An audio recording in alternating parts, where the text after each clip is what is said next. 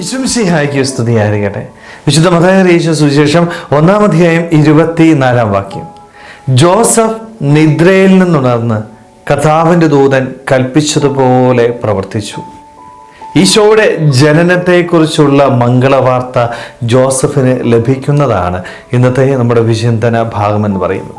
സ്വപ്നത്തില് ദൈവദൂതൻ ജനനത്തെക്കുറിച്ച് മംഗളവാർത്ത ജോസഫിനോട് പറഞ്ഞപ്പോൾ സംശയമില്ലാതെ പരാതികളും പരിഭവങ്ങളും പറയാതെ മറിയത്തെ സ്വീകരിക്കുന്ന ജോസഫിനെ നമ്മൾ കാണുന്നുണ്ട്. മംഗളവാർത്തയോട് സന്തോഷത്തോടുകൂടി പ്രത്യുത്തരിക്കുന്ന ഒരു ജോസഫ്.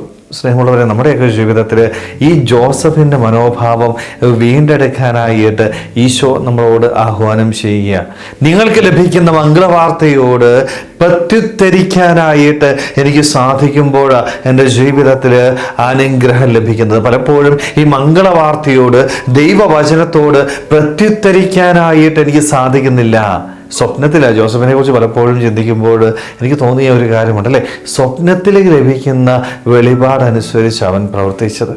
നേരിട്ട് ഒരു ദൂതൻ പോലും ജോസഫിന് മുമ്പിൽ പ്രത്യക്ഷപ്പെട്ട് ഇന്ന കാര്യം ചെയ്യണമെന്ന് പറയുന്നില്ല, മറിച്ച് സ്വപ്നത്തിൽ ലഭിക്കുന്ന അരുളപ്പാട് പൂർണ്ണമായിട്ടനുസരിച്ച് ദൈവം ആഗ്രഹിക്കുന്നത് പോലെ മുന്നോട്ട് പോയ ഒരു വ്യക്തിത്വം. അതുകൊണ്ട് തന്നെയാണ് വിശുദ്ധ ഗ്രന്ഥം ജോസഫിന് കൊടുക്കുന്ന ഒരു പേരുണ്ടല്ലേ, നീതിമാൻ എന്ന് പറയുന്നത്. സ്നേഹമുള്ളവരെ, നമ്മുടെ ജീവിതത്തിലും ഇതേപോലെയാണ്. ദൈവത്തിൻ്റെ വചനം, ദൈവത്തിൻ്റെ കൽപ്പനകൾ പലരിലൂടെ എനിക്ക് ലഭിക്കുന്നുണ്ട്. ചിലപ്പോൾ എൻ്റെ മാതാപിതാക്കന്മാരിലൂടെയായിരിക്കാം, ഗുരുക്കന്മാരിലൂടെ, വൈദികരിലൂടെ, സന്യസ്തരിലൂടെ, നമ്മൾ പോകുന്ന പല വീഥികളിലൂടെയൊക്കെ നമുക്ക് ദൈവത്തിൻ്റെ അരുളപ്പാട് ലഭിക്കുമ്പോൾ അവയൊക്കെ പൂർണ്ണമായിട്ട് അനുസരിക്കാനായിട്ട് എനിക്ക് സാധിക്കണം. ആ കൽപ്പനകൾ എൻ്റെ ജീവിതത്തിൽ എനിക്ക് ഏറ്റെടുക്കാനായിട്ട് സാധിക്കുമ്പോഴാണ് എൻ്റെ ജീവിതത്തിൽ അനുഗ്രഹം ലഭിക്കുന്നത്. ജോസഫിനെ പോലെ നീതിമാൻ എന്ന് എൻ്റെ ദൈവം എന്നെ വിളിക്കണമെങ്കിൽ എൻ്റെ ജീവിതത്തിൽ അവൻ്റെ വചനമനുസരിച്ച് ജീവിക്കുവാനായിട്ട് സാധിക്കണം.